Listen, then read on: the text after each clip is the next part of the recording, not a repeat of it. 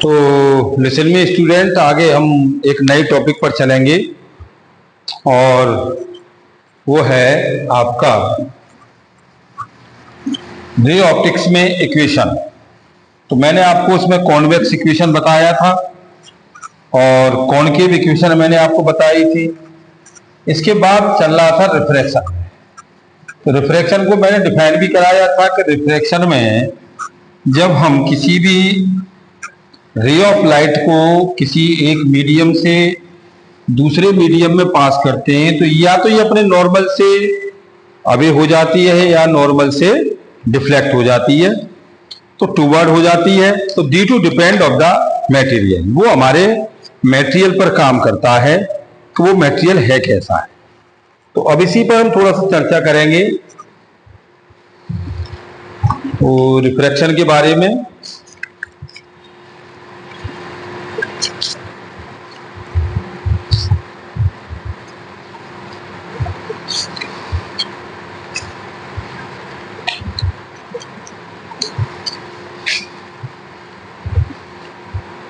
तो वर्ड निकल के आता है refraction is the phenomena bending of light passes through one medium to another medium, passes through one medium to another medium। तो आप इसे कह सकते हैं कि refraction is defined as the phenomena bending of light. तो रिफ्रैक्शन के लिए सबसे बढ़िया वर्ड आता है, मैंने आपको बताया, इसकी डेफिनेशन में आप सिर्फ एक वर्ड याद रखिएगा, bending of light. Bending of light. अगर किसी भी रिफ्रैक्शन के अंदर कोई भी रे ऑफ लाइट अगर बेंड करती है तो ये रिफ्रैक्शन ऑफ लाइट में आता है। इसी में स्नेल्स ने अपनी बात कही थी। तो स्नेल ने अपनी साइनिंग फंक्शन की थ्योरी को डिफाइन कराया था और जब स्नेल्स लॉ में उन्होंने अपनी बात में यह कहा था कि स्नेल एक साइंटिस्ट थे, उन्होंने कहा था कि जो साइनियम का जो रेशियो है वो इंसिडेंट और रिफ्रैक्शन एंगल के गिवन रेशियो का उसके मीडियम के रेशियो के बराबर होता है। यानी कि sine I upon sine R is equal to N2 upon N1। Sine I upon sine R, इसको हम जस्टिफाई ऐसे भी समझ लें कि ये हमारे पास मीडियम है और ये एयर है और ये ग्लास है और ये N1 है और ये N2 है। ये तो हम जान रहे हैं कि N2 का रिफ्रैक्शन एंगल N1 से बड़ा है। जब ये बड़ा होगा तो यहां से जो भी रे ऑफ इंसिडेंट जाएगी वो इसके टूवर्ड हो जाएगी। जब ये टूवर्ड होगी तो ये इंसिडेंट एंगल जो होगा आपका ये ग्रेटर हो जाएगा किससे? रिफ्रैक्शन एंगल से। और यही चीज यहां पर उल्टी हो जाए, जस्टिफाई ये हमारे पास आया और ये इंसिडेंट रे हो गई, ये आई और ये N1 हो गया, ग्लास हो गया डेंसर और ये एयर हो गई। तो ये जब भी जाएगी तो नॉर्मल से ये अवे हो जाएगी ऐसे, ये आर। तो यहां हमने क्या देखा, आई से ग्रेटर आर हो गया, यानी कि रिफ्रैक्शन हमारा N1 जो है वो ग्रेटर हो गया N2 से। N1 ग्रेटर देन N2 से, उसमें क्या था N2, तो इसमें ये नॉर्मल के टूवर्ड हुई। रे ऑफ लाइट टूवर्ड और इसमें ray of light away. Ray of light away, ये अवे हो गई, उसमें टूवर्ड हुई, इसमें ये अवे हो गई। तो स्नेल्स ने अपनी बात को ये डिफाइन करा दिया था, इस फॉर्मूले को जनरेट किया, sine I is equal to और N2 साइन आर के साथ। और इस फॉर्मूले को हमने यहां लाए थे, sine I upon sine R is equal to N2 upon N1, या आप इसको N2 भी कह सकते हो। अब ये केस हमारे पास जब ये होके आया तो उसको आगे उन्होंने बढ़ा दिया अब दूसरे केस में, कि अब यही उन्होंने मीडियम को पास करा दिया। ये हमारे पास क्या है, एक स्लाइड है ना, और ये एयर है और ये ग्लास है। अब ये रे हमारे पास आई और यहां से ये बेंड हो गई और फिर यहां से फिर एयर हो गई। तो आपने क्या देखा कि ये आई हो गया, ये R1, ये R2 और ये आपका इमरजेंट हो गया। अब यहां हमने देखा कि वो एयर से ग्लास में आई, ग्लास से फिर एयर में आ गई। तो स्नेल्स लॉ पहले के लिए हमारे पास कितना हो गया, देखो ये हो गया साइन आई और N A is equal to N G sine R. तो ये आपका हो गया sine I upon sine R is equal to N G by A. ये कब था, जब एयर टू गिलास में गए। अब यही ग्लास टू एयर हो गया। ग्लास टू एयर में जब जाएगा तो अब यहां देखिए वही कंडीशन हो जाएगी, एन जी साइन आर और एन ए साइन ई के साथ। तो ये sine R upon sine E is equal to N A by G के साथ। अब इन दोनों का प्रोडक्ट कर दीजिएगा, इसका और इसका। यहां आई जो है इमरजेंट एंगल ई के बराबर है, तो ये आपकी वैल्यू हो गई sine I upon sine R और ये sine R upon sine E is equal to, और ये एन जी बाई ए और एन ए बाई जी के साथ ये इससे कट गया। तो ये आपके पास आ गया N G by A into N A by G is equal to 1। तो हमें इन सबका एक प्रोडक्ट मिला और यह प्रोडक्ट किसके बराबर हो गया, 1 के बराबर। अब इसका कहने का ये है कि स्नेल ने अपनी बात में कहा था कि जितनी भी रे आएंगी, जितनी भी रे और जितने मीडियम से पास करेंगे, वो सबका डिफ्रैक्शन का जो मल्टीपल है वो इक्वल 1 के बराबर हो जाएगा। आप इस चीज को बस लर्नर करो कि जो वैल्यू हमारे पास है उस वैल्यू की जो वैल्यू है वो कितनी हो जाएगी, 1 के बराबर होगी। तो ये हमारे पास स्नेल्स की बात आ गई। अब इसी को उन्होंने फिर आगे बढ़ा दिया। अब देखो, अब उन्होंने इसकी बेंडिंग ऑफ लाइट के लेटरल डिस्प्लेसमेंट को उन्होंने डिफाइन कराया। अब इसी में रिफ्रैक्शन में लेटरल डिस्प्लेसमेंट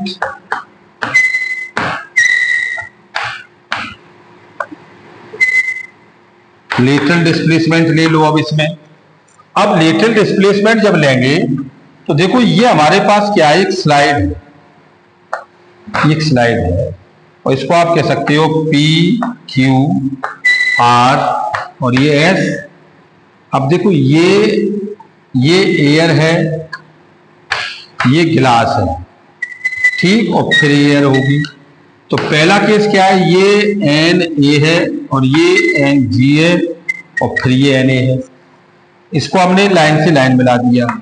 अब देखो क्या होगा, यहां से रे आई, ये आई, ये इंसिडेंट एंगल पर आई, यहां से ये टूवर्ड हो गई, राइट, और ये एंगल हो गया हमारा कितना, R, और फिर ये नॉर्मल से गई और फिर यहां से फिर ये अभी हो गई।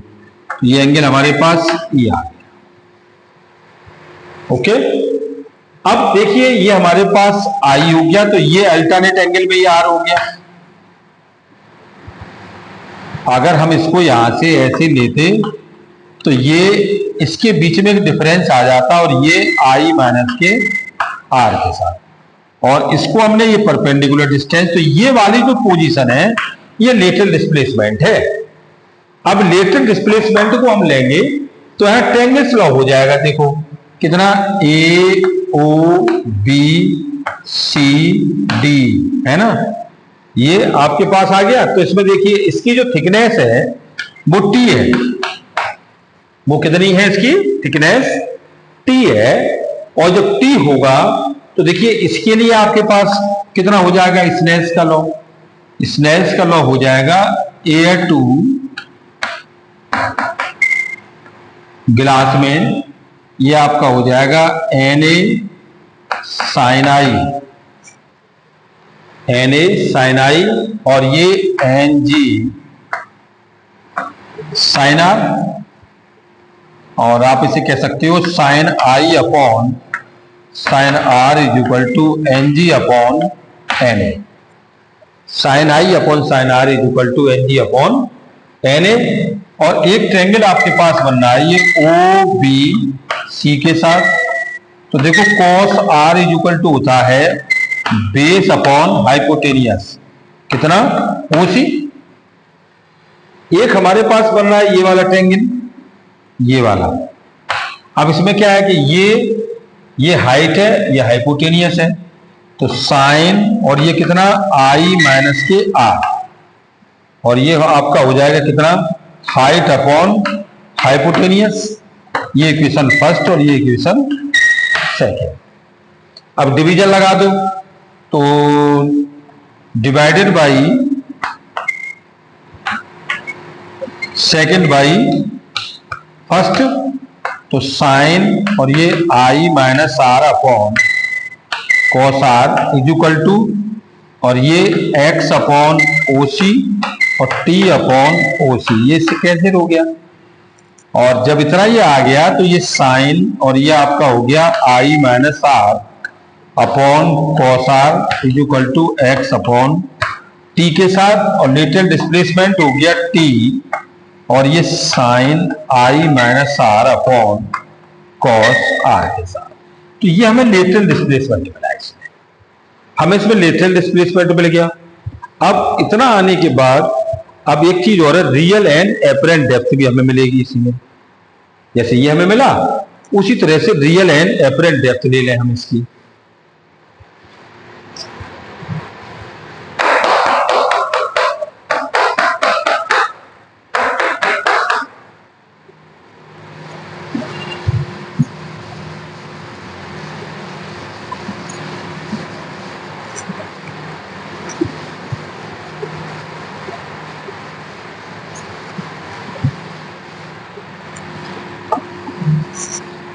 अब एक आते हैं रियल एंड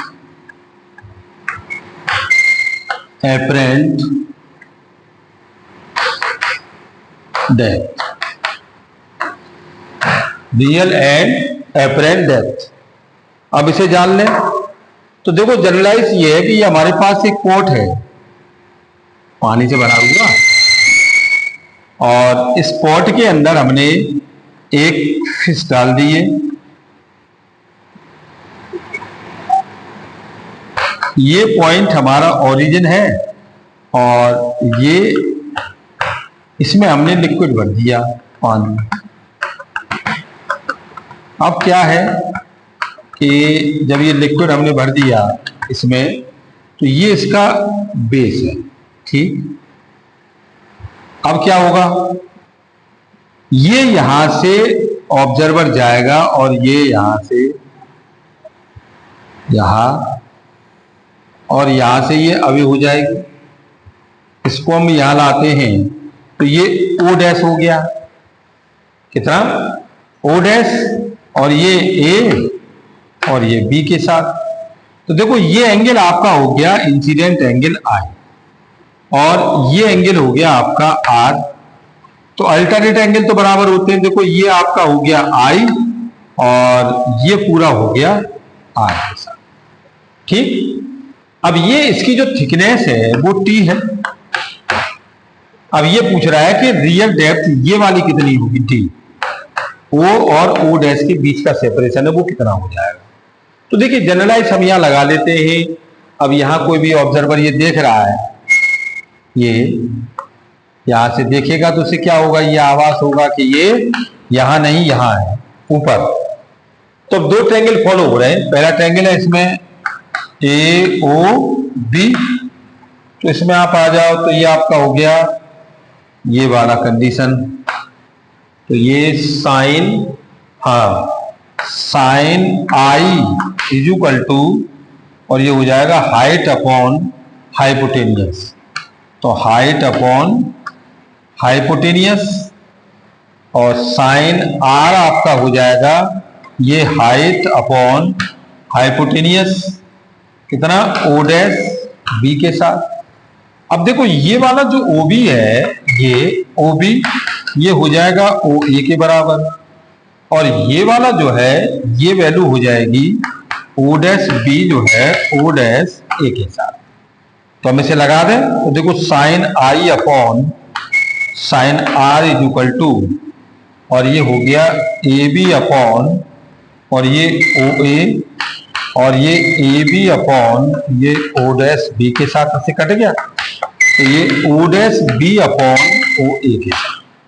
अब ये हमारे पास कैसा था, G था, और ये एयर के साथ है, तो ये हमारे पास वैल्यू हो जाएगी कितनी, sine I upon sine R is equal to NA upon NG, glass या वाटर, तो इसको आप कह सकते हैं A/G, और ये A/G इज इक्वल टू आप इसे लिख सकते हो NG/A के साथ।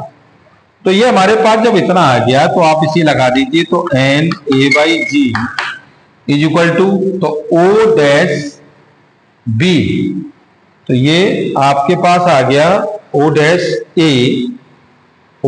B को आप लिखेंगे, तो ये O' B को आप लिख लेंगे कितना, O' A, तो ये आपकी वैल्यू हो गई O' अपॉन OA। तो O' की जो वैल्यू हमारे पास है वो कितनी है, ये AO is equal to O' plus O' के साथ, तो O' is equal to AO minus को O' के साथ। तो इसकी जगह आप लिख देंगे AO माइनस के O' अपॉन और ये O के साथ, तो NA/G इक्वल टू ये T माइनस के, और ये T माइनस के D अपॉन T, इसको इधर ले गए, तो NA/G T equal to T minus के D, तो D इक्वल टू हो गया T माइनस के NA/G इंटू T, तो यहां से T कॉमन आ गया, तो 1 माइनस के NA/G भी कह सकते हैं आप इसे एपरेंट डेप्थ को, या आप इसे कह सकते हैं T, और ये आपकी 1 माइनस के 1 अपॉन N और G/A।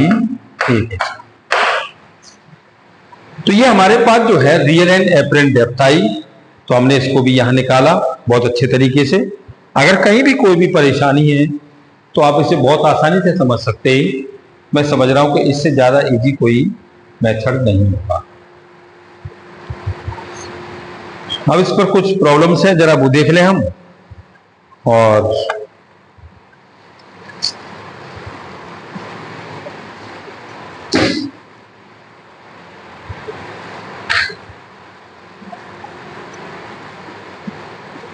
तो ध्यान से देखिएगा, अच्छा है और बहुत समझने वाला टॉपिक है।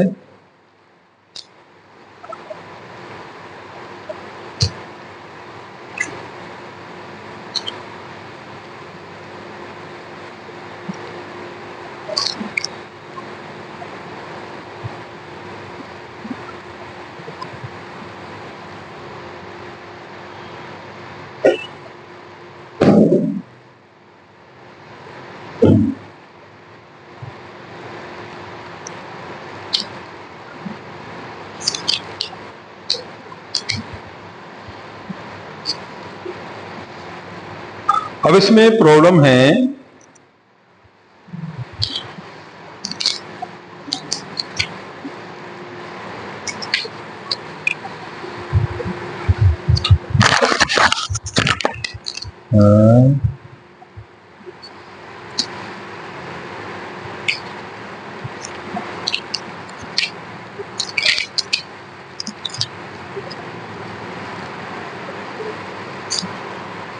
ये 1982 का है, IIT में क्वेश्चन रिपीट हुआ है। जरा इसे बहुत ही तरीके से समझे। ये कह रहा है एक स्क्रीन है S is eliminated by 2 point source A and B. Another point C send a parallel beam of light toward the point P on the screen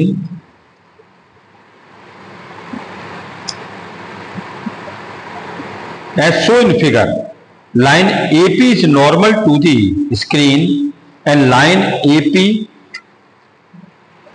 BP and CP are in on plane.